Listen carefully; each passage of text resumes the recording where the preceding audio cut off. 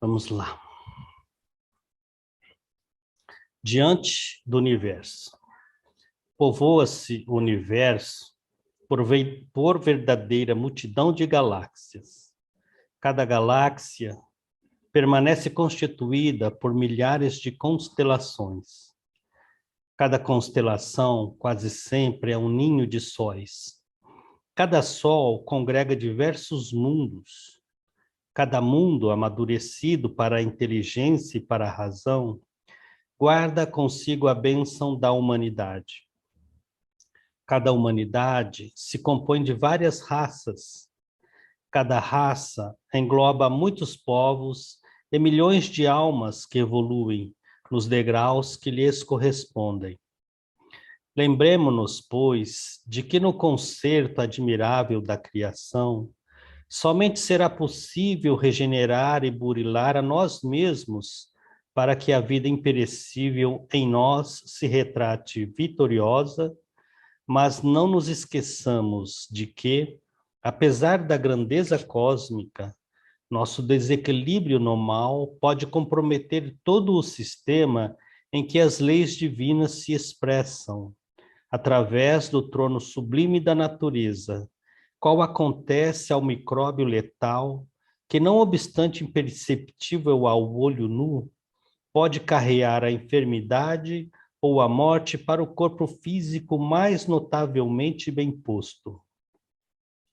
Consagremo-nos à estruturação do bem no campo de nós mesmos, de conformidade com os princípios inelutáveis de harmonia e justiça que nos regem a ascensão, sem o doentio propósito de reajustar os outros antes da recuperação espiritual de nós próprios, de vez que todo deslize nosso à frente do Senhor repercute nas faixas totais da vida una, compelindo-nos à posição de angústia e sofrimento, a única suscetível de retificar em nosso espírito e em nossa existência a ruptura do equilíbrio divino do amor que operamos desavisados diante da eterna lei. Emmanuel. Então vamos fechar nossos olhinhos, mentalizar a figura do nosso mestre e com nosso coração enternecido agradecer-lhe a oportunidade de mais esta reunião, aqui em torno de amigos, encarnados e desencarnados, e que possamos desenvolver aqui e depreender do tema a ser desenvolvido hoje, né, para o nosso amigo Luciano, os ensinamentos do plano maior para o nosso engrandecimento espiritual. Queremos pedir ao nosso mestre e aos mentores espirituais que direcionem aos nossos irmãos que nos pedem prece as vibrações de fortalecimento físico e espiritual que cada um possa receber conforme suas necessidades, o conforto, a força, o lenitivo, o curativo, o remédio que necessitam. Aos nossos irmãos Sérgio Tadeu Bersani, Mariana Chamas, Mazia e Michele Ternes, Gabriel Kersh de Mello, Maria Clara Gomes, Tatiane Cotelesse, Darcy Cotelesse, Luciana Tocairim, o Thales Lemos, a Marielle, Miltes, Pinduca, Noeli, Dona Maria, Diogo e Vinícius e Eduardo Calef. Que Jesus, em sua infinita bondade e misericórdia, envolva cada um e lhes conceda a bênção da paz e da saúde, conforme precisem. Iniciados estão os nossos trabalhos e eu dou a palavra de volta a Jaque. Obrigada, Pedrinho. Nada, Lu, Mais uma vez, obrigado pela tua presença aqui, e a palavra é toda sua. Obrigado, Jaque. Muito boa noite a todos, que Jesus nos ampare e nos proteja. Gilson, está aí, graças a Deus. Eu gostaria de direcionar as vibrações desse estudo hoje para uma pessoa a quem eu tive muita consideração quando eu estive em Londrina, que foi Norberto Braga, que desencarnou. Foi ontem, recentemente, e eu tenho muita gratidão pelo Braga, porque ele foi, a primeira vez que eu estive em Londrina, ele que me tirou do desemprego espiritual, né? E a segunda pessoa, depois que eu voltei para Londrina em 2018, foi a Rose, que está aí. E são gestos que eles são tão básicos, e às vezes a gente, na casa espírita, não se atenta, que tem alguém sentado lá no canto e precisa trabalhar, né, para puxar as pessoas para o trabalho. Eu agradeço, sempre sou muito grato às pessoas que me tiraram do desemprego espiritual, porque eu acho que ele é o mais complicado, né? A casa espírita vive reclamando que não tem trabalhador, e aí, quando aparece, às vezes demora, né, para chamar esse povo para o trabalho. Então, vamos lá. Estão vendo minha tela? Tudo ok, Lu. Ver se está tudo bem, né? Se não vai acontecer como outro dia. Tudo bem? Bom. Nós estamos no capítulo 3, né? Do livro Psiquiatria Iluminada, que é o livro que eu estou seguindo como referência. Então, a gente está falando aí, nesse capítulo, sobre a complexidade da mente humana e suas inclinações felizes e infelizes. O livro daqui para frente, ele decola, e aí a gente vai entrar em assuntos bastante interessantes. Mudou a tela aí para vocês? Não, Lu, muda igual você fez da outra vez, que é mais fácil. Clica no 2, 3, aí vai te acompanhando. Tá bom. Isso, mudou. Ok. Afligir a mente humana, começa dizendo André Luiz, é alterar as funções do corpo. Por isso, qualquer inquietação íntima chama-se desarmonia. E as perturbações orgânicas chamam-se enfermidades. Muito interessante esse começo do capítulo, porque ele cria a cola, né, fundamental aí do entendimento de que a nossa mente é o carro-chefe da nossa existência enquanto encarnados, porque altera as funções do nosso corpo. Qualquer inquietação que a gente tiver, a gente entra em estado de desarmonia. E aí, nós temos uma grande probabilidade de adoecer. Então, isso vai transitar por esse estudo que nós vamos fazer hoje. Então, essa reflexão ela já é inicial bastante importante. Tá? Mudou a minha tela aí de novo? Mudou, né? Mudou, Lu. Perfeito. Então, é citado na obra um trabalho que foi feito com relação a uma espécie de um simpósio, na verdade, que aconteceu entre um grupo de cientistas de várias regiões do mundo, em que eles começaram a discutir a relação entre o materialismo, a questão da espiritualidade, a referência que existe entre essas coisas, e se a ciência, principalmente a medicina, ela deve ou não valorizar essas questões da espiritualidade. E aí se fala desse pós-materialismo, né? Porque, na verdade, hoje, se a ciência, se a medicina, se ela olhar somente o lado material das questões, ela fica incompleta. Né? Então, essa é a grande discussão. Né? Então, a gente vai enxergar o indivíduo somente como matéria, o seu corpo, sobre as suas funções biológicas e tal. Mas e as crenças que o indivíduo traz? A questão religiosa, e o seu psiquismo, e a experiência de quase morte, e as questões relacionadas a para eles, né, um possível sexto sentido. Como é que fica tudo isso? Né? Então, se a gente desconhece tudo isso, se não se valoriza tudo isso, e aí fica só matéria, isso é muito pouco, porque, na verdade, nós não somos só isso. Né? Então, nós vamos enxergar aí, principalmente em muitas culturas, na verdade, a manifestação religiosa muitíssimo forte, ela sendo determinante com relação ao próprio livre-arbítrio das pessoas, né? Então, isso tem que ser considerado. Então, essa é uma discussão bastante calorosa no meio científico e até acadêmico, porque falta evidência, né? Faltam evidências de que existe vida após a morte, falta evidência com relação a vários estudos, então isso vai ficando no segundo plano, né?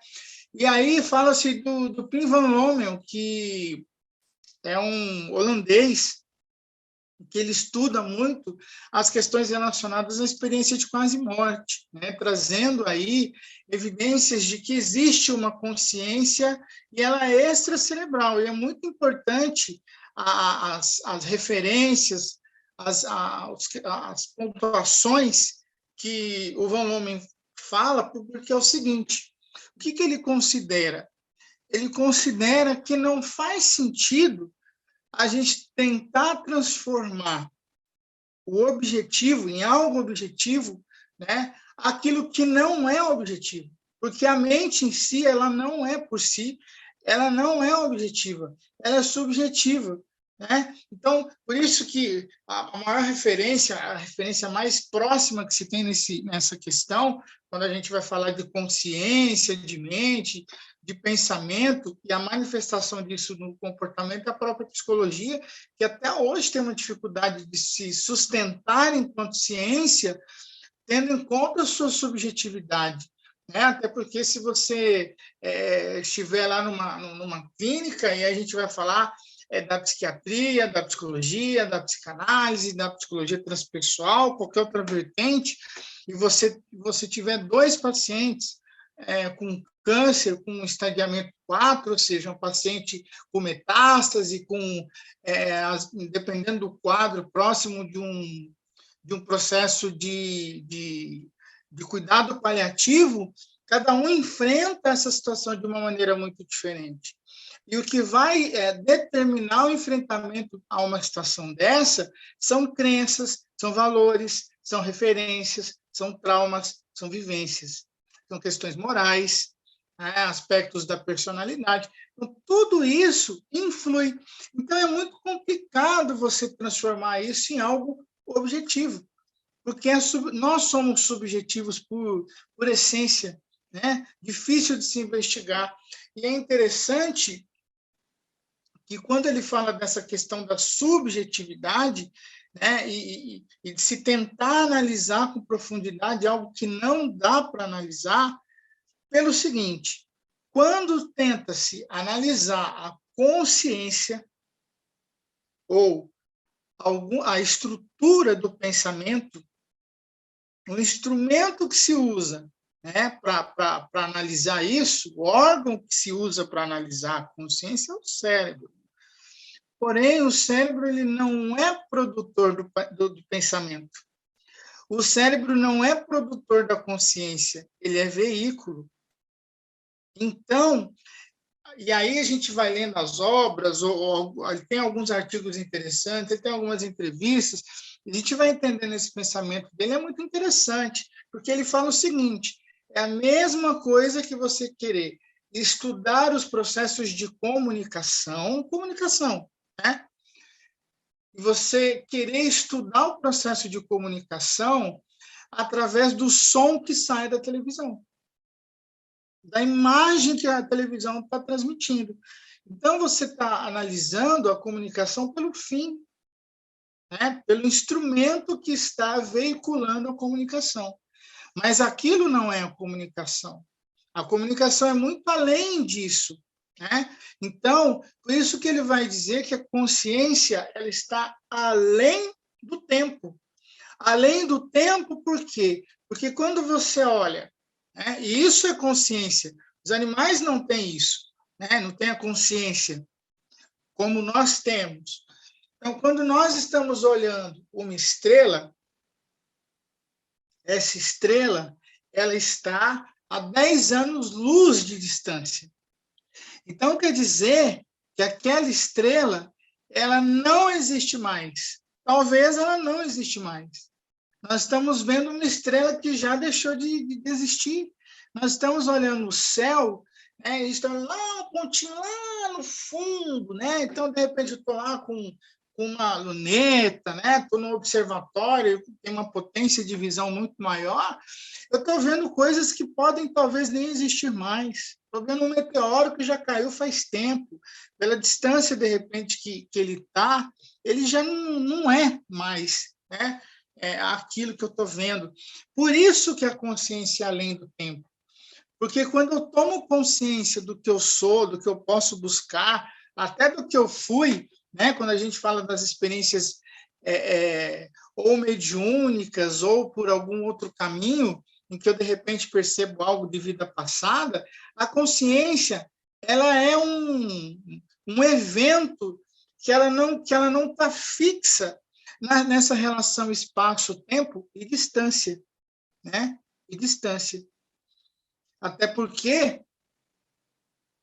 essa questão da distância é tão interessante que isso ficou muito mais claro, né? Principalmente nesse período pandêmico do qual nós estamos vivendo, e que nós estamos, em muitas circunstâncias, como essa, por exemplo, muito mais próximos do que se, de repente, estivéssemos na casa espírita. Né? Então, isso quer dizer que a nossa consciência ela nos permite isso.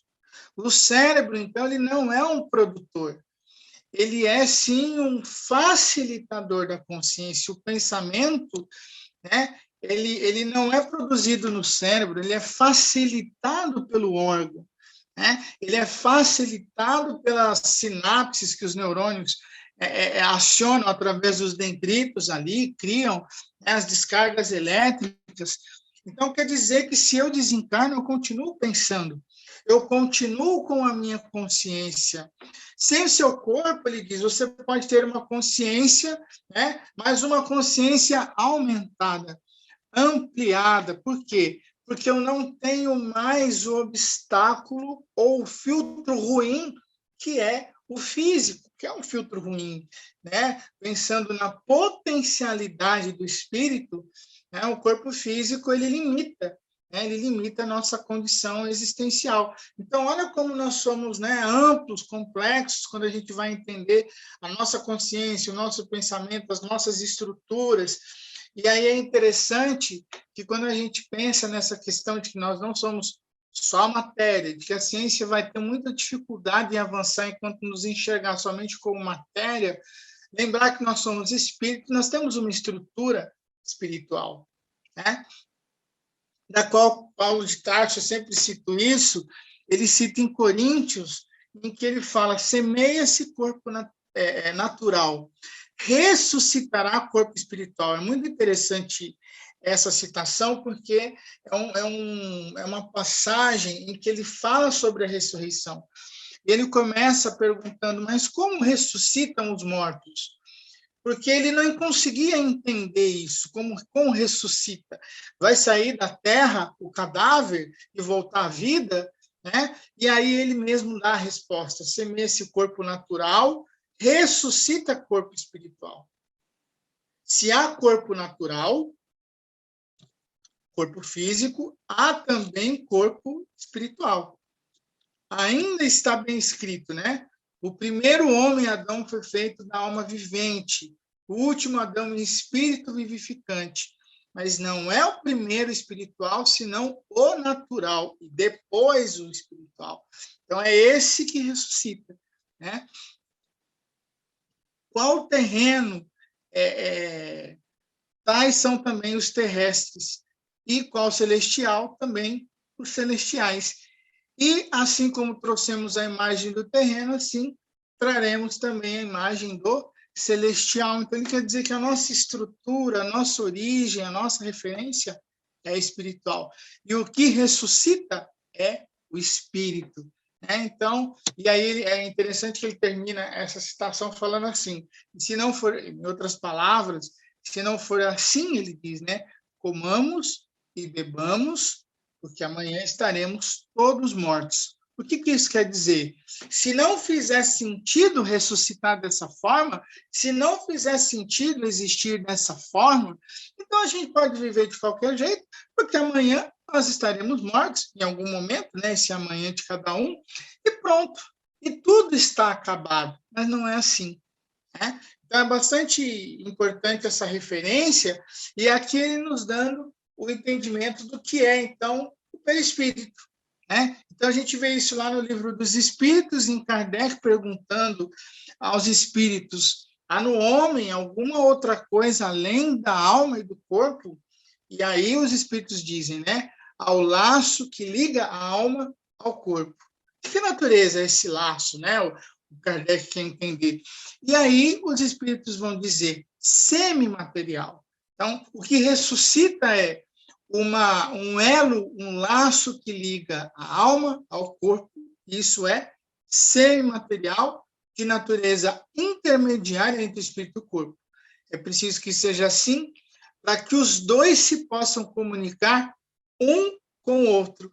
Então, o elo de comunicação é o perispírito. Então, por meio desse laço é que o espírito atua sobre a matéria reciprocamente. Por quê? Porque o espírito é uma centelha divina.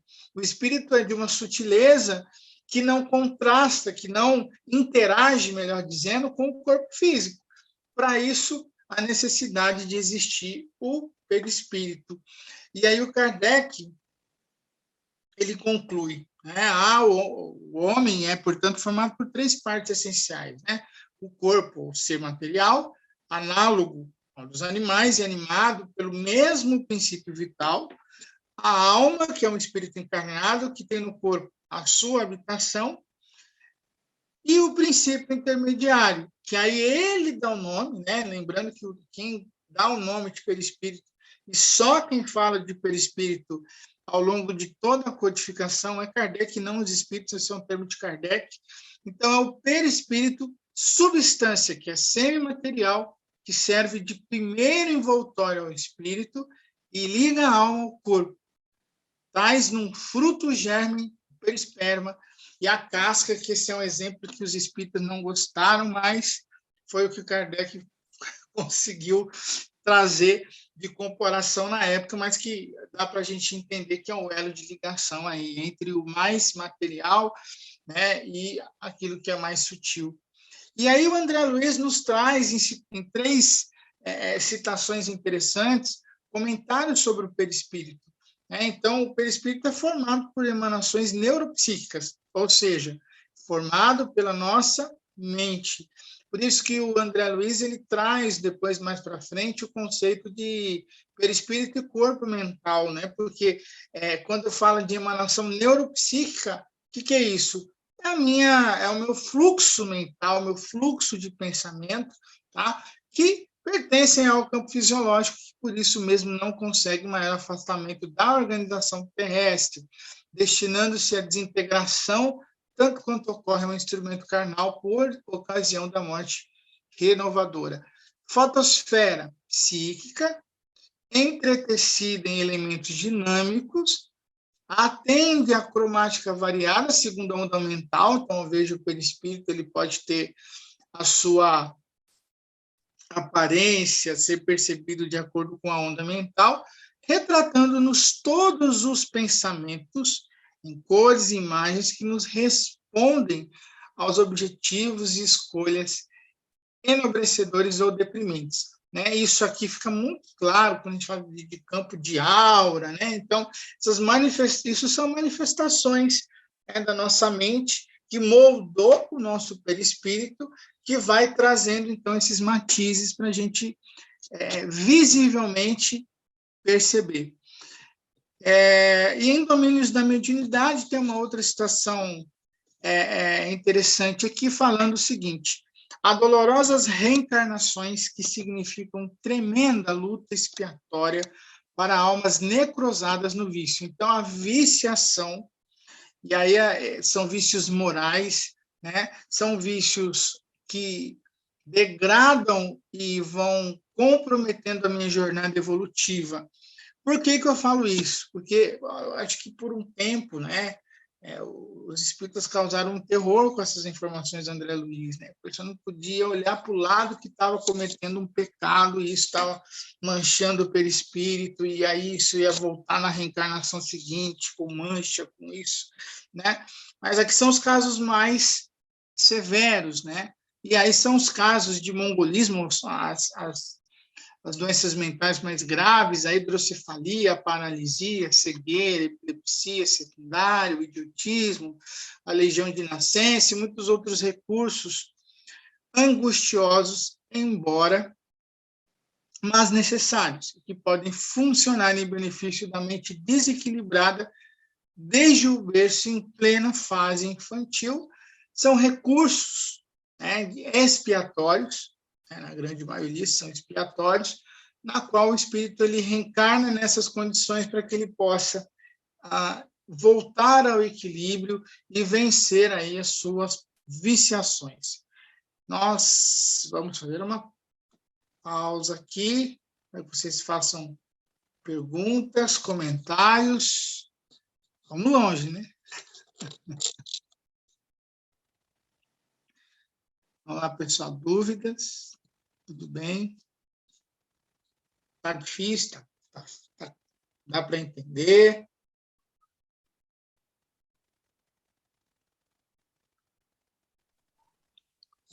Luciano, eu gostei já desde o início, porque na citação, né, que você coloca lá do primeiro slide, e o reflexo da doença no corpo físico, né, já origina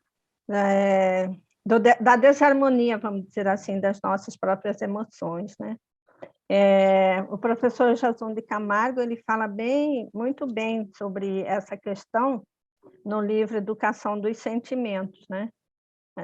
Inclusive, ele até diz assim que nós somos movidos pelas emoções, por isso que a gente fica nesse alto e baixo, né? Então, é muito profunda essa questão, e se a gente fizer aquilo que Jesus, né, ao seu tempo, ele já deixou isso para a gente bem claro, da vigilância, né, e da oração, acredito que nós vamos ter um equilíbrio melhor na nossa constituição física, né? Salvo nas citações que, por último, que você colocou, nos casos que realmente estamos gravemente comprometidos, né? E a gente já vem com as circunstâncias físicas, né, lesadas, para que a gente possa realmente se reeducar, se reequilibrar novamente. Mas é muito profundo essas questões, porque elas estão ligadas diretamente às nossas próprias ações, né, às nossas atitudes diárias. A gente fazer, eu sempre considero assim, muito importante qualquer reflexo mental, qualquer desarmonia interior que a gente manifesta diante das ações do nosso semelhante. Eu sempre digo assim: por que eu reagi dessa maneira com relação à atitude do meu semelhante, né? Seja ele próximo ou em qualquer circunstância, o próximo, mais próximo que eu digo é aquele núcleo familiar, e os mais afastados, vamos dizer assim, aqueles nos âmbitos, né, da nossa até mesmo atividade profissional, das nossas atividades, enfim, onde a gente estiver, no palco que a gente estiver atuando, né? Porque são vários momentos no dia que a gente se depara com inúmeras situações, onde nós vamos responder a elas de acordo com os nossos sentimentos, né? Porque se nós nos deparamos com uma situação que afeta as nossas emoções e nos exteriorizamos, seja através de raiva, seja através do que for, né? A nossa ressonância perispiritual, é o momento que nós temos que dar uma parada e compreender a nossa própria intimidade espiritual. E, dessa forma, a gente identifica a nossa fragilidade e a gente passa a fazer uma avaliação mais profunda em nós mesmos, para que a gente possa suplantar as nossas próprias limitações, né? Porque são um processo da nossa própria evolução espiritual e que nós precisamos reeducar os nossos sentimentos, né? Tendo esse domínio, não do outro, não exigir nunca do outro, porque, como o Emmanuel diz também, o outro é o reflexo, né, daquilo que nós precisamos realmente educar em nós, né? Então, ele é um instrumento positivo, porque é ele que sinaliza onde está a minha fragilidade. E nós, às vezes, reprovamos, né?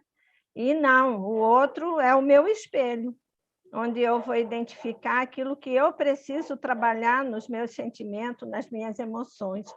Eu considero assim isso de uma grandeza extraordinária, porque a gente passa realmente, quando a gente analisa com propriedade, destituído de qualquer outro sentimento, né, de inferioridade, vamos dizer assim, porque nós somos seres a caminho da evolução, nós trazemos mazelas de outras encarnações, somos seres milenares, então, a medidas gradativamente é que nós vamos nos ajustando novamente, né, perante a nossa essência divina.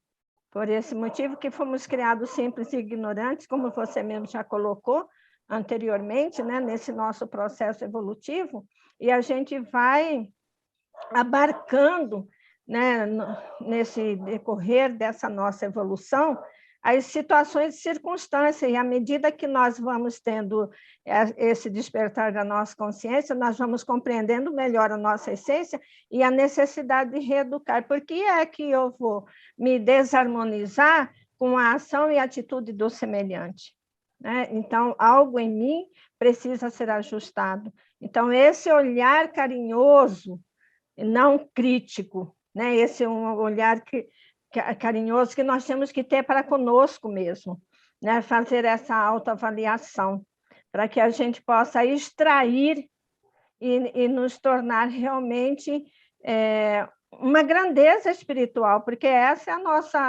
é a nossa essência, né? Porque essa é a nossa realidade essencial, mas nós ainda precisamos trabalhar tudo isso. Então, olha, gratidão profunda, porque são questões que afetam diretamente a nossa vivência plena, mesmo como seres imortais, reencarnados nesse processo da nossa evolução espiritual, e que são questões que estão ligadas a nós mesmos, ao nosso dia a dia, à nossa existência, e que nós precisamos levantar essas questões para a gente poder assimilar e buscar esse reequilíbrio interior, né? É maravilhoso, amo esse estudo em função de todas essas questões que nós precisamos trabalhar para a gente ser uma pérola. É o nosso caminho, é a nossa trajetória. Um dia nós vamos ser um Jesus, um Cristo, um ser crístico, melhor dizendo, né? Aí passa a palavra. Obrigado, Rose. Muito fácil, viu, Rose? Tá aberto. E quem disse que é fácil? Ninguém falou para nós que seria fácil.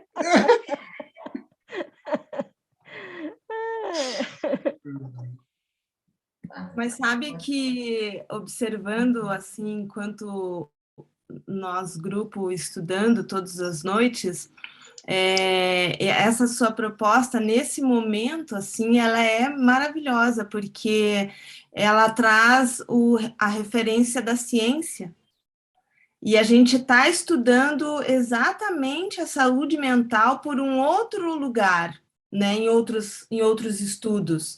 A gente está estudando o pensamento, né? E aí você traz essa. Para mim, isso está sendo. É como se você estivesse colocando. Sabe assim, tem um jeito mais bonito, mas eu não vou conseguir falar do jeito mais bonito. Mas assim, tem uma estrada, né? E aí você tá fazendo esse não vou lembrar. Mas enfim, né? Faltou. Sabe assim? Pavimentando a estrada? Não é. É como se fosse a margem. Ai. Uhum. Entendeu? Aí você Sim. traz a margem da ciência para a gente entender que o que a gente está estudando aqui não é religião. Você entende? Isso, para mim, está sendo a coisa mais maravilhosa, porque daí parece, como dizia o tio, né? Bando de fanáticos.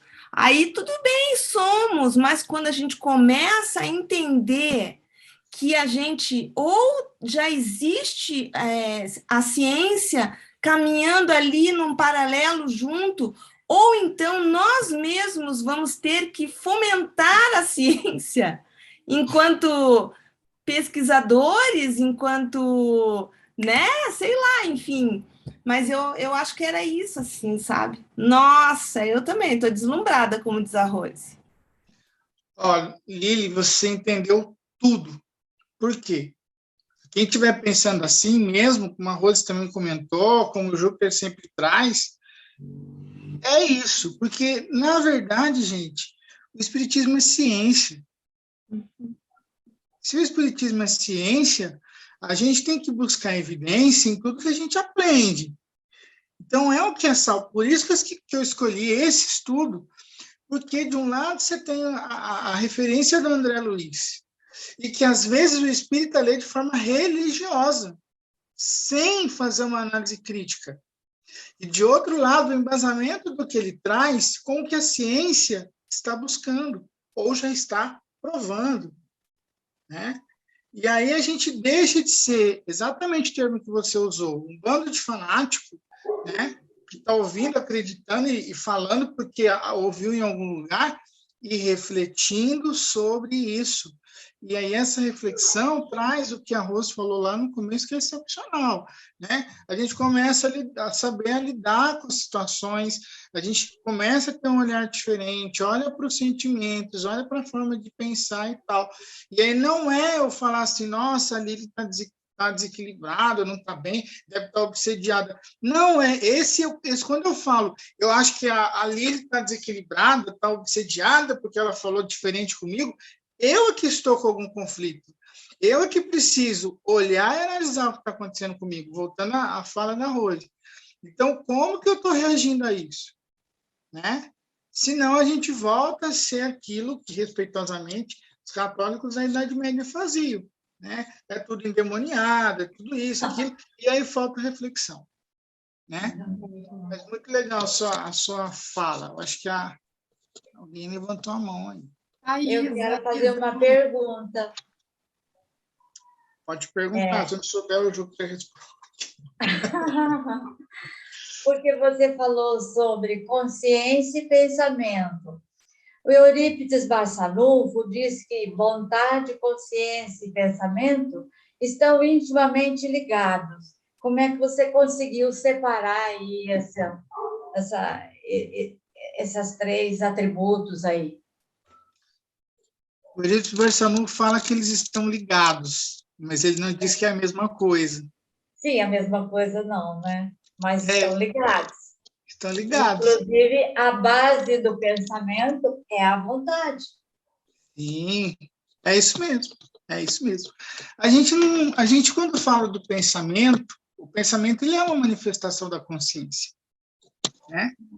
Vamos lembrar do André Luiz quando ele fala da consciência de sono. Né? Ou seja, eu não amadureci espiritualmente. como vai ser o meu pensamento, meu padrão de pensamento inferior, né? Como é que eu vou trabalhar a vontade? Porque aí o Barcelona fala disso. Vai ser um desafio gigantesco. Então, quanto maior o adiantamento moral do indivíduo, a gente vai ver uma consciência desperta, ampliada, né? Uma estrutura de pensamento mais ordenada e uma mola propulsora da evolução, como diz Leon Denis, que é a vontade, muito mais robusta. Então, é aquela pessoa que vai tomar frente, que vai fazer, né? Que vai cuidar da família, que vai tomar frente em casa, seja aonde essa pessoa estiver, que é o que o Emmanuel fala, no campo de atuação dela, ela vai fazer o movimento que ela precisa para o progresso.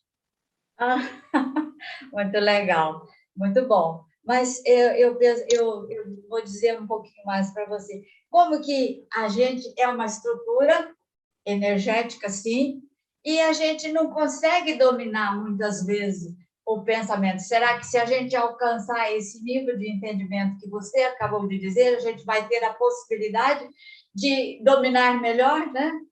É isso? É igual tirar carta, né? A gente vai aprendendo a tirar o pé do acelerador na hora certa, de frear devagar, de dirigir sem bater, sem relar em nada. É a nossa jornada evolutiva. Tá bom, muito bom. Obrigado. Alguém mais? E aí, gente, olha que legal, a gente vai aprendendo a dirigir o carro da nossa vida, né? A verdade é essa. Vai ficando cada vez mais controlável a situação, né? E esse é um controle que vem da autonomia do espírito, da vontade de fazer melhor, de ser diferente, de progredir. E aí a mudança ela vai acontecendo. Eu vou seguir aqui com a minha apresentação. E aí depois eu paro novamente. Então, apareceu aí, está tudo certo, né? Tudo certo, Lu. Então, quando a gente fala do perispírito, quando a gente falou, então, dessa relação lá no começo, o André Luiz falando da questão da mente e o quanto a mente ela tem uma relação com o nosso corpo físico, aí a gente tem o pensamento, tem o perispírito no meio do caminho, e aí tem esse pensamento da Candace Pert, que ela fala que corpo e mente são uma coisa só. Esse pensamento dela é muito coerente, né? Isso faz a gente lembrar, olha como os paralelos que a gente vai fazendo, né? Então, quando ela fala que corpo e mente é uma coisa só, é só a gente olhar a Gênese lá atrás do Kardec, quando ele vai estudar o capítulo dos fluidos, em que ele vai falar que nós temos o perispírito, que é como se fosse uma esponja, e quando a gente não trabalha as questões fluídicas de maneira equilibrada, nós podemos adoecer o nosso corpo físico. Então, esse conceito, ele é um conceito também muito coerente e pertinente à doutrina espírita, a gente olhando lá para trás, para Kardec. Não é só André Luiz, não, que vai falar disso. Né? É a base da doutrina espírita. Então, ela vai falar que o que determina a saúde do corpo é a saúde da mente. Né? Lógico que, salvo casos, né, de doenças que estão ligadas à hereditariedade, como nós vimos lá no capítulo anterior, salvo situações epidêmicas, pandêmicas, e por aí vai. Né? Porém, muitas doenças estão relacionadas à nossa saúde mental. E ela vai estudar as moléculas das emoções. Então, ela faz um trabalho bastante interessante disso e fala do estado psicossomático, que é uma realidade incontestável. O que ela quer dizer com isso? Ela quer dizer que quando nós adoecemos psiquicamente, emocionalmente, né, nós vamos transferir essa carga da dor emocional para o nosso corpo físico, né? E aí, quando a gente tem aquela obra do Goleman, que eu vivo falando dela, né, Equilíbrio Mente-Corpo, é exatamente isso, né? Porque quando nós entramos em estados emocionais desequilibrados, nós primeiramente afetamos o nosso sistema imunológico. Como consequência, o que eu tiver de válvula ali de escape, o que eu tiver de tendência para adoecimento, eu muito facilmente vou adoecer, né? Então, existe essa atuação da mente no organismo, e aí a gente agora complementa o pensamento da Perkin aí com o André Luiz, falando que cada homem, como cada espírito, é um mundo por si mesmo, e cada mente é como um céu, né? Então, ou seja, a mente está acima disso. Do firmamento descem os raios de sol e chuvas benéficas para a organização planetária, mas também no instante do atrito de elementos atmosféricos, desse mesmo céu procedem faíscas destruidoras. Olha a comparação que o André Luiz dá, né? Então, ele compara o céu à estrutura da mente e o corpo à estrutura de um planeta.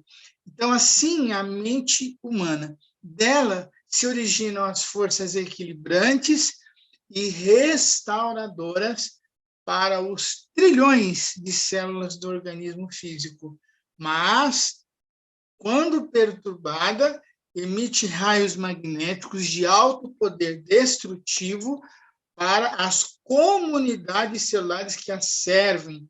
E aqui ele falando das comunidades celulares, no entendimento de que as células, e a gente vai ver isso daqui a pouco, são espíritos em miniatura, que atendem aos nossos pensamentos, aos nossos desejos, e trabalham de uma forma muito coletiva. Então, quer dizer que o meu pensamento desorganizado, ele é uma sentença para as minhas células que não estão isoladas e que, interagindo, né, se comunicando, vão trazendo aí as perturbações para o corpo físico, que é o que André Luiz vai nos dizer em Missionários da Luz, quando ele fala o seguinte: o homem do futuro compreenderá que as células não representam apenas segmentos de carne, mas companheiras de evolução, credoras de seu reconhecimento e auxílio efetivo. Sem esse entendimento de harmonia no império orgânico, é inútil procurar a paz. Olha isso, olha a profundidade desse pensamento, né?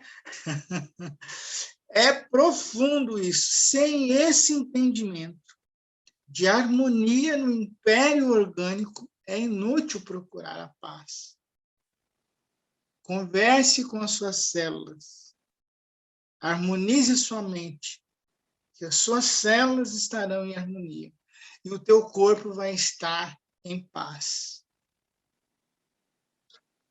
As células, diz André Luiz, como princípio inteligente de feição rudimentar, a serviço do princípio inteligente em estágio mais nobre nos animais superiores e nas criaturas humanas, renovando-se continuamente no corpo físico e no corpo espiritual, em modulações vibratórias diversas, conforme a situação da inteligência que a senhoreia, então, de acordo com a cabecinha de cada um de nós, né? Depois do berço ou depois do túmulo, né? São animáculos infinitesimais que se revelam domesticados e herdeiros na colmeia orgânica. Assumem formas diferentes, segundo a posição dos indivíduos e a natureza dos tecidos em que se agrupam, obedecendo ao pensamento simples ou complexo que lhes comanda a existência. Então, aqui, a gente tem o quê? A estrutura celular, e o que André Luiz está dizendo elas estão ao nosso serviço. Estão ao nosso serviço, dizendo assim, o que você quer? As nossas células estão fazendo isso, né? O que você vai dirigir para nós seguirmos? Saúde ou doença? Equilíbrio ou desequilíbrio? Né? E aí, ele vai avançando, né? Então, aqui ele vem falar da estrutura das células, por intermédio dos mitocôndrios, que podem ser considerados aí, né, esses campos de acumulação de energia espiritual em forma de grânulos, assegurando a atividade celular. A mente transmite ao carro físico a que se ajusta durante a encarnação todos os seus estados, felizes ou infelizes, equilibrando ou conturbando o ciclo de causa e efeito das forças por ela própria libertadas nos processos endotérmicos internos, mantenedores da biossíntese do nosso funcionamento. É isso que ele está dizendo aqui, né? Então, o que isso quer dizer? A nossa mente, o nosso espírito transmite, a nossa estrutura mental, espiritual, transmite para as nossas células aquilo que é essencial. Então, é a minha estrutura de pensamento. Tá? É aquilo que eu estou construindo dentro da minha mente, os pensamentos mais críticos, né? Então, isso vai, a mente, né? A mente ou o espírito, a gente pode agora dizer a mesma coisa para simplificar o entendimento, né? Então, o espírito vai lá na célula, né? E grava lá na célula aquilo que é fundamental.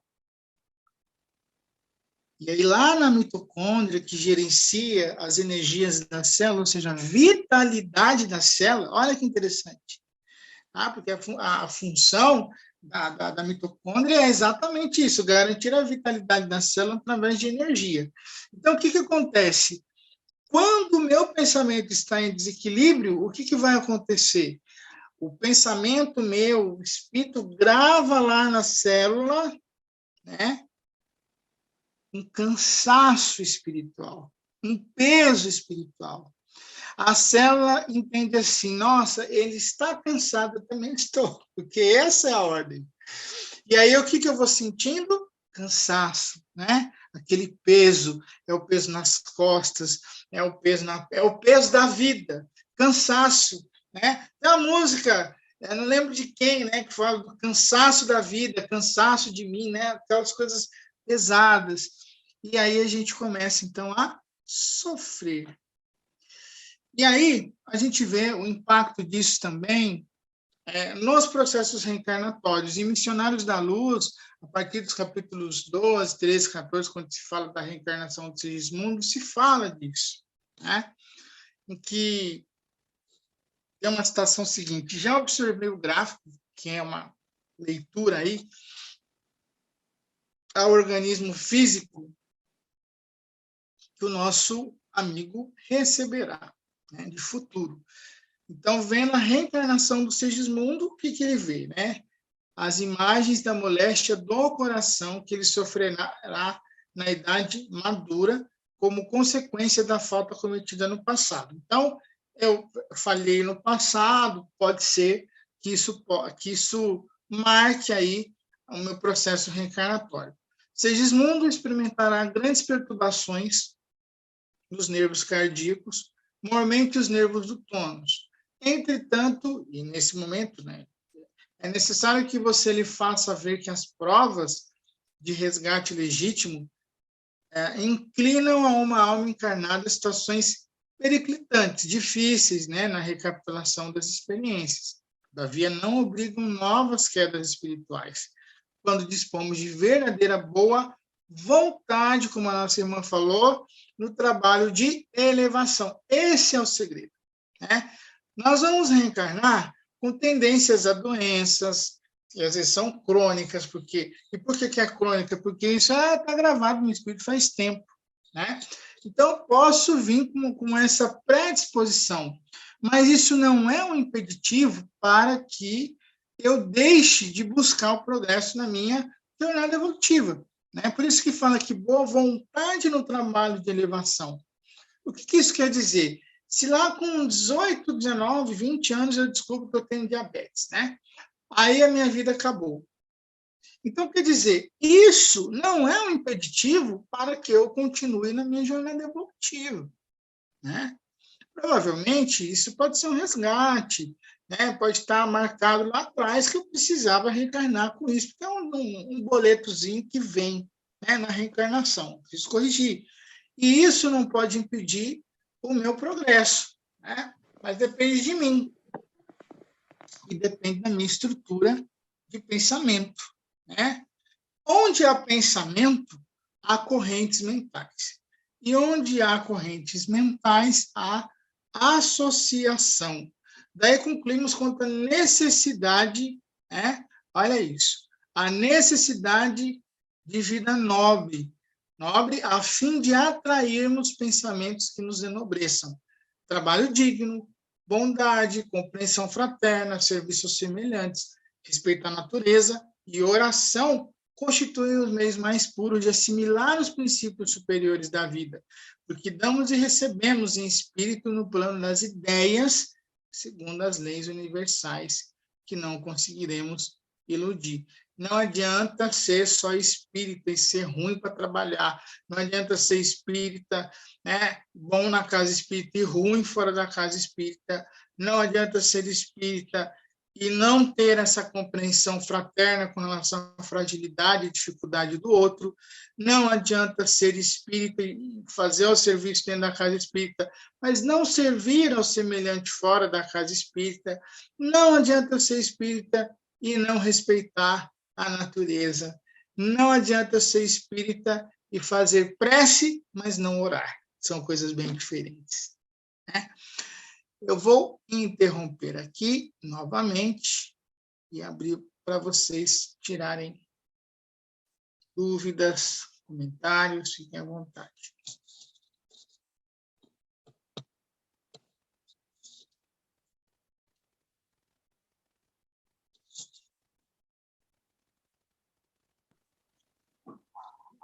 Alguém quer falar alguma coisa, pessoal? Só abrir o microfone. A Isa estava com a mãozinha levantada.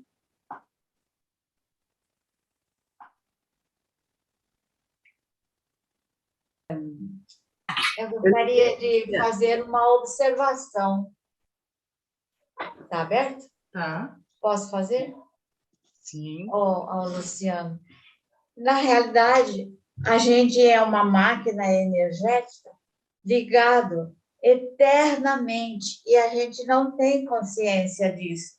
Às vezes eu fico me perguntando, puxa lá vida, será que nem como seria? Então, eu fico pensando, mas se eu sou eternamente ligada, será que algum dia eu vou sentir alguma chatice de ser essa máquina eternamente ligada? Apesar de ter todo esse entendimento do outro lado, que é a doutrina espírita, explicando o Evangelho de Jesus, né?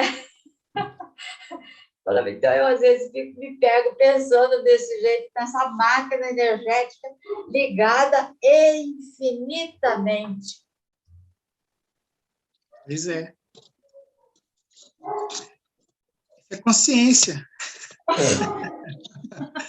É consciência agindo. Porque há pessoas, você mesmo disse, né? Tem pessoas que não têm consciência disso. E toca a vida de qualquer jeito, né? Mas quando ele tem a consciência, ele começa a se perguntar, poxa na vida, mas como será isso infinitamente? Obviamente que quando a gente alcançar mundo celeste e divino, a gente vai ter, então, toda essa paciência e essa consciência de tudo isso, né? É. Aí a gente vai lembrar do André Luiz, né? Lá no Nosso Lar, que aí, a partir do Nosso Lar, na verdade, né? Que ele vai falando que quanto mais ele vai se envolvendo no trabalho, menos cansaço ele sente, né? Menos peso, esse peso da vida, né? Que a gente sente aqui, isso ele vai sentindo cada vez menos, vai desmaterializando, na verdade, né? Acho que o peso é mais do corpo físico, a carcaça biológica, né? É isso mesmo. Legal sua fala. Alguém mais, Kátia, pessoal? A Kátia queria comentar. Kátia. Depois a Lili, né? Acho que a Lili ia falar também. Dizer o seguinte, Luciano, que eu fiquei lembrando aqui do Hospital Esperança, não só pela fala da Rose anterior, como você colocou agora essa necessidade da nossa consciência, né? O quanto que nós, espíritas, temos desencarnado doentes, né? Por não efetivar essa compreensão. E outro dia eu ouvi também que existe uma estatística sobre os centros espíritas, a fundação dos centros espíritas, e que a maioria deles são fundados por dissensões nos centros que as pessoas estavam. Então, é gravíssimo, quer dizer, se a maioria é fundado porque eu desisto do grupo que eu estou, é porque a gente está muito doente mesmo, a gente tem protelado essa reflexão. E temos usado a doutrina para aplicar aos outros, e não a nós. Então, acho que esse estudo que você está fazendo, essas reflexões, nos levam a essa realidade, né? Que é triste, mas que a gente precisa despertar para isso, né? Urgentemente. A sua fala é tão pertinente que eu não vou nem comentar. Basta por si só a sua fala, não vou nem comentar, porque vai ser um exagero se eu comentar. Então, muito obrigado pela sua fala. Acho que a Lília ia falar alguma coisa e depois a Cecília, é isso? É que essa frase que você destacou de Missionários da Luz, que a Rose publicou lá no nosso grupo agora, o homem do futuro compreenderá que as suas células não representam apenas segmentos de carne, mas companheiras de evolução. Uau! Credoras de seu reconhecimento e auxílio efetivo. Sem esse entendimento de harmonia no império orgânico, é inútil procurar a paz. Eu achei isso muito incrível, porque, veja, se eu observar apenas o meu corpo como um universo, não é? Eu estava meditando sobre isso hoje à tarde, né? Estava pensando sobre quando, da criação do nosso planeta, Deus não criou o nosso planeta pensando no planeta que ele é hoje. Ele criou pensando no planeta que ele virá a ser, óbvio. E aí passará por todas as etapas da evolução. Ele sabe, né? Ele, né? A gente não sabe nada.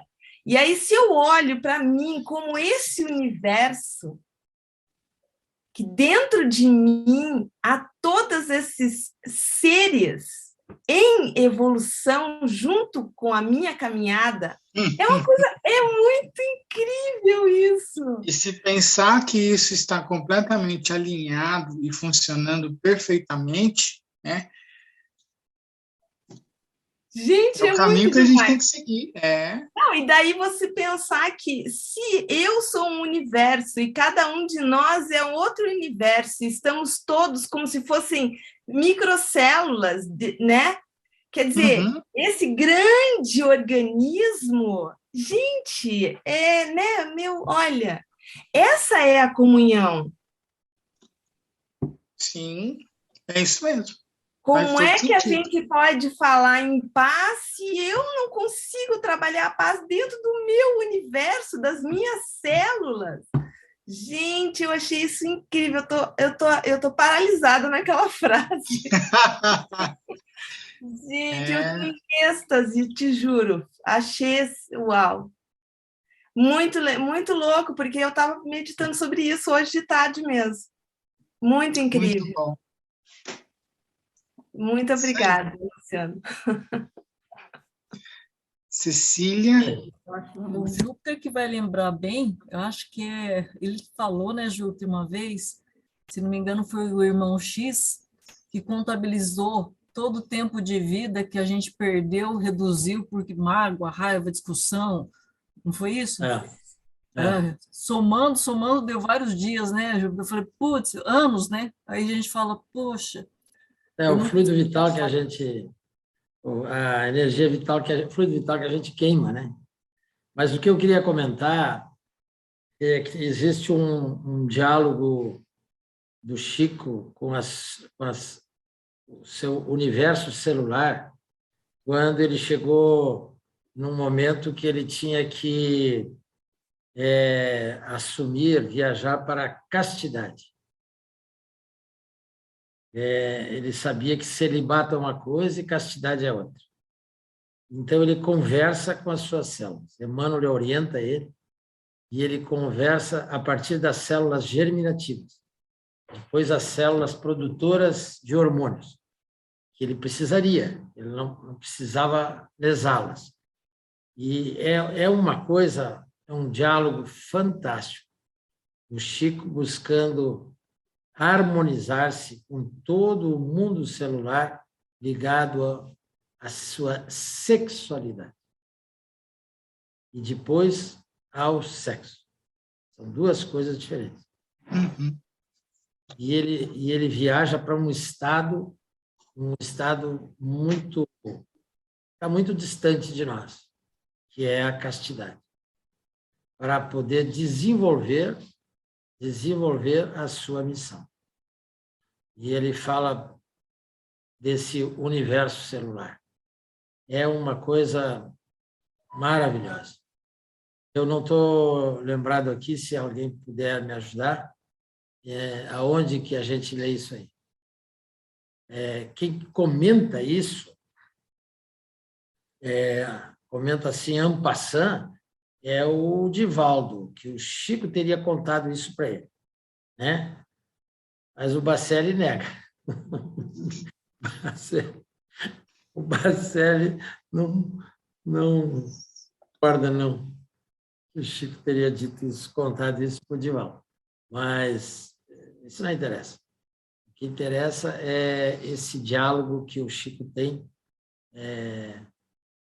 devido à sua missão, devido ao que ele ia enfrentar, devido ao assédio que ele ia sofrer quando jovem, e sofreu muito, né? Mas ele faz isso quando ele foi Francisco de Assis. Mas, tio, mas é incrível, né? Porque ao princípio, de novo, é a mente. Então, o diálogo que ele tem com o universo celular dessa área é uma coisa assim fantástica, maravilhosa.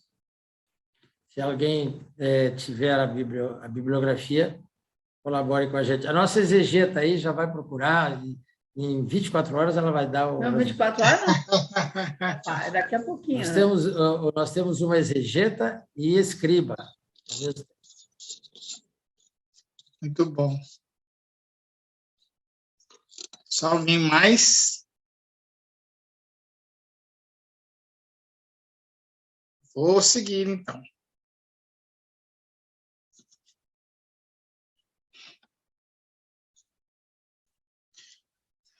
Bom, e aí a gente tem uma referência com relação ao Herbert Benson. Vocês estão vendo minha tela?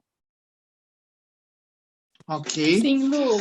Em que na obra, né, a gente vendo essa questão do pensamento, equilíbrio, desequilíbrio, as células, e aí o papel da meditação nisso, né? Em que ele traz essa referência de que a mente calma oferece um equilíbrio emocional. E o desequilíbrio emocional está diretamente relacionado, nas pesquisas que ele faz, a doenças cardiovasculares. E aí tem, mais uma vez, eu falando do Goleman, né? Quando ele fala do equilíbrio mente e cérebro e mente-corpo. E ele tem um livro também chamado A Mente Meditativa. Então, ele foi lá estudar com os orientais os processos de meditação e depois ele foi investigar os casos aí de pacientes que se recuperaram melhor de doenças crônicas a partir da meditação, né? Então, as referências elas são importantes para a gente entender a riqueza que é isso, né? E aí não é simplesmente. E aí nós não estamos falando de Meditar no sentido de não pensar em nada, como as pessoas às vezes pensam, e acabam se afastando de uma prática, dessa prática. Mas existem vários recursos hoje, né, que vão ajudar a gente a meditar, ou direcionar o nosso pensamento, ou fazer visualizações. Na verdade, são recursos que vão auxiliar a gente a cuidar da nossa mente. Vai nos auxiliar a equilibrar a mente, né? Então, aí um recurso importante, né? E a busca dessas questões da espiritualidade, da religião, e aí lembrando dessas diferenças que traz na obra, né? A religião como um conjunto de crenças, né? Que tem o objetivo de me aproximar de Deus. Então, é importante que o indivíduo tenha, isso vai fazer bem ele ter uma religião. Mais importante é a sua religiosidade, o quanto aquilo que eu conheço, que eu aprendi, realmente me ajuda a colocar isso em prática, esse conhecimento em prática, né? Eu falo muito isso, às vezes chega a ser cansativo em palestra, eu falo, não adianta ser espírita, porque às vezes a gente fala que é espírita, mas não consegue fazer entender esses ensinamentos da doutrina lá no nosso dia a dia. Tem que fazer sentido no dia a dia, né? Tem muita gente, infelizmente, ainda indo na casa espírita para tomar passe, né? E depois vai embora e a vida segue lá fora, né? E o pensamento não muda. Eu me lembro uma vez na casa espírita, uma senhora que eu via ela sempre na casa espírita, sempre se tomava passe. E aí a gente saiu, o pessoal saiu do passe, saiu, né? Foi para a área fora, assim, do corredor que tinha na casa espírita, e uma pessoa virou para ela e falou, olha, sabe quem eu vi? Eu vi fulano, falou para essa senhora, que era um ex-marido dela, né? Aí ela falou como se ela estivesse em qualquer lugar, menos na casa espírita, né? Ah, você viu aquele filho, e aí foi os nomes, e aí aquelas coisas, né? E aí eu só pensando, olha, não sei se a gente está julgando, se estiver julgando, já errou, né? Mas esse é o exercício, esse é o desafio da religiosidade, né? O quanto que eu ir lá na casa espírita, ouvir a palestra, tomar o passe, colabora para que, quando eu saia imediatamente da casa espírita, me deparo com uma situação que exige, né, um mínimo de equilíbrio, pelo menos, que eu saiba lidar com isso, né? E aí tem a questão da espiritualidade, que é ainda mais avançado, né? Que é essa busca que eu vou fazer é um caminho muito pessoal, é um caminho muito individual que cada um de nós fazemos para encontrar a nossa própria identidade, que vai além das questões materiais e vai muito além da religiosidade e da religião, né? Porque aí eu preciso saber que a religiosidade, eu vou me esforçando para colocar em prática, mas quando a gente fala de espiritualidade, entender se isso tem feito sentido para a minha existência, né? Se isso tem realmente me transformado, né? Porque eu também posso estar na casa espírita, e aí eu ajudo as pessoas na rua, eu falo, eu faço, tal, mas será que isso está mexendo lá nas minhas entranhas, né? Será que isso está sendo trabalhado dentro de mim? Porque, senão, eu preciso repensar tudo isso, né? E aí o André Luiz fala da manifestação da fé, né? A manifestação de fé não se limita à simples afirmação mecânica de confiança. Eu acredito em Deus, né? Tá, mas o que isso significa? O homem que vive mentalmente, visceralmente, a religião que lhe ensina a senda do bem, né, está em atividade intensa e renovadora, recebendo por isso mesmo as mais fortes contribuições de amparo espiritual, porquanto abre a porta da vida para a alma para o socorro de mais alto, através da oração e da posição ativa na confiança de confiança no poder divino. Então, ser religioso, ser espiritualista, né, ter uma religião, isso sendo exercido verdadeiramente é ativo, é movimento externo, movimento interno. E aí lembrar essa questão da cruz, né? Que o Herculano Pires, no livro Revisando o Cristianismo, ele fala sobre essa questão, em que a cruz ela tem o sentido, né, da horizontalidade, né, em que eu vou olhando ao meu redor e percebendo aqueles que precisam, aonde eu posso ajudar, o meu campo de atuação na vida, e essa verticalidade, né, no sentido de evolução, de subir, de encontrar aquilo que é superior realmente na minha jornada, né? Dentro dessas questões, né, uma coisa que se faz muito dentro do ambiente terapêutico são abordagens para entender a questão da religiosidade do indivíduo, né? Que eles citam a abordagem FICA, né, que é um acróstico de fé, importância, comunidade e ação, né, no tratamento. O que é isso? Né? A gente começar a entender, por exemplo, lá no atendimento fraterno, que isso faria mais sentido, o seguinte, por exemplo, a fé, né? Você se considera religioso, espiritualizado, possui crenças que auxiliam nos problemas, se não tem, o que dá significado para a sua vida? Porque, às vezes, o que dá significado para a vida do indivíduo é o trabalho, é outra pessoa, é o cachorrinho que ela tem. E aí, quando ela perder um desses elementos, ela não tem onde se pegar mais. E aí o risco de um adoecimento psíquico é gigantesco, né? A importância, e aí quando a gente fala, né, de qual a importância da fé e nas crenças na sua vida, né? Isso quer dizer o seguinte, qual que é a importância de eu ir na igreja, no centro espírita? Eu vou porque eu fui batizado, a gente ouve isso, né? Fui batizado porque os meus pais me levavam, então eu continuo indo. Então, possui crenças que possam influenciar decisões médicas e seu tratamento. Então, será que aquilo que eu acredito pode interferir no meu tratamento? Então, se eu for um adventista, se eu for um testemunho de Jeová, então, dependendo daquilo que eu acredito, isso vai interferir, né? Comunidade. Você faz parte de alguma comunidade religiosa ou espiritual, né? Ela lhe dá suporte.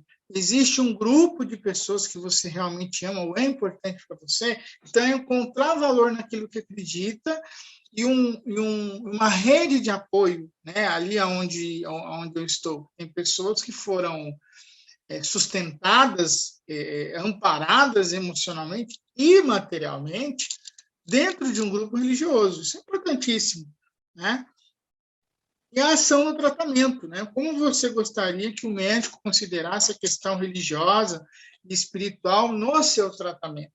Isso aqui é para quem faz um tratamento, um tratamento oncológico, por exemplo, tratamentos mais complexos de longo prazo, né? E muitas vezes ligado à terminalidade, né? Isso é muito importante.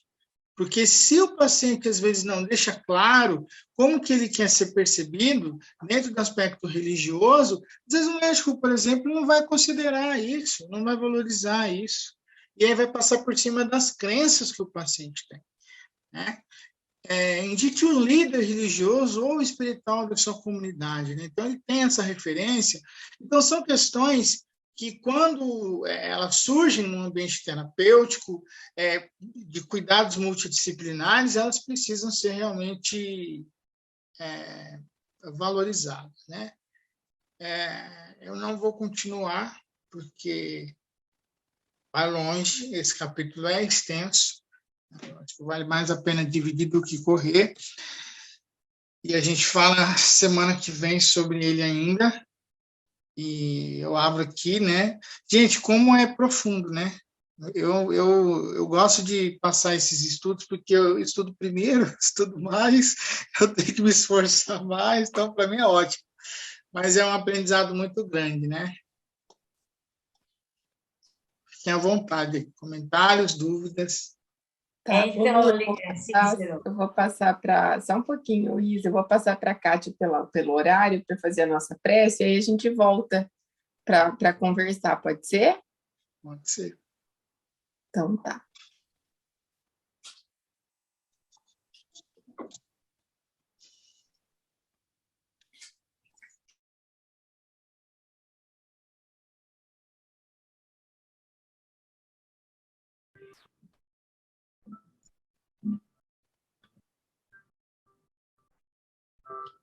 Então, vamos elevar o nosso pensamento a Jesus,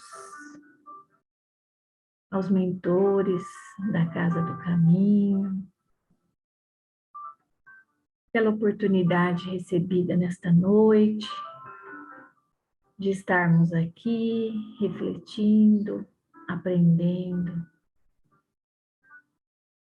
que nós possamos, Senhor,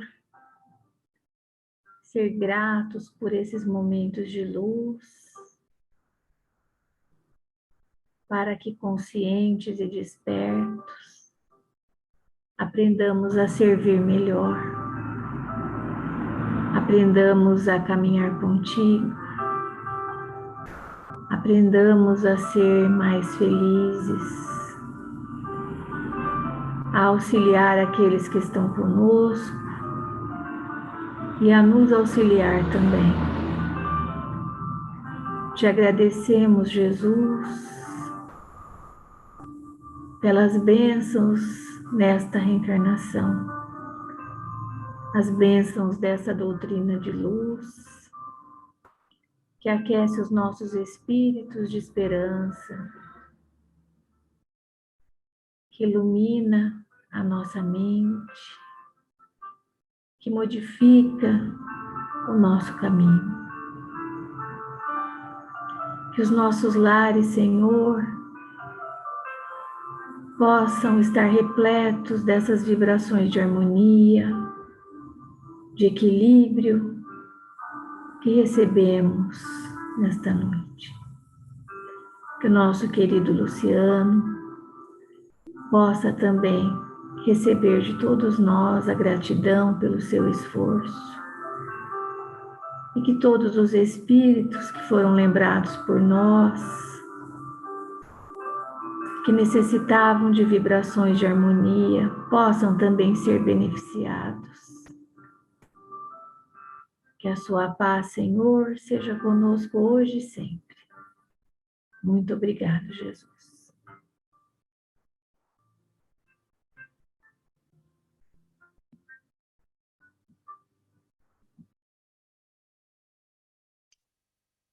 Obrigada, Kátia. Lu, obrigado mais uma vez, Lu. Estudo incrível. E aí, pessoal, os estudos do Lu estão ficando todo gravado no YouTube, tá? Se vocês quiserem assistir, aí é só ir lá no YouTube, que tá tudo lá para todo mundo assistir novamente. E divulgar também, né? Eu estou passando pro pessoal.